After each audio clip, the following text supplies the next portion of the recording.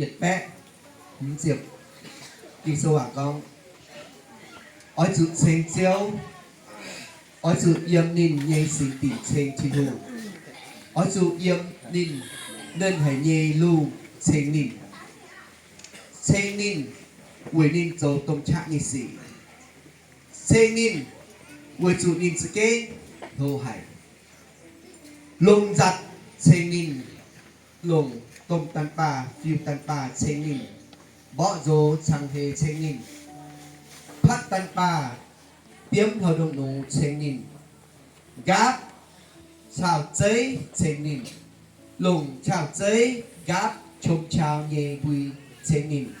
nhiệt chú hay tháo chìa nhẹ cái nái ở chữ chênh chiêu vì chú miền lùn điểm này Điện Biên sáng, điểm này tại chỗ sáng, bộ các chuôn tại chọn trên sinh thái của nghệ siêu chính hùng. Amen.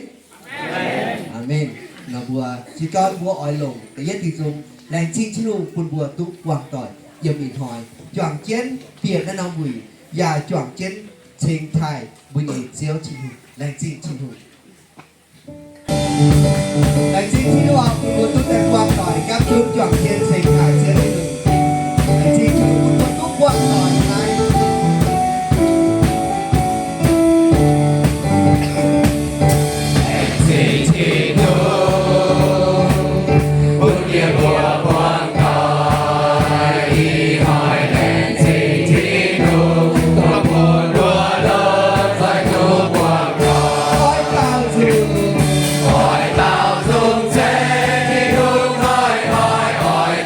Kinh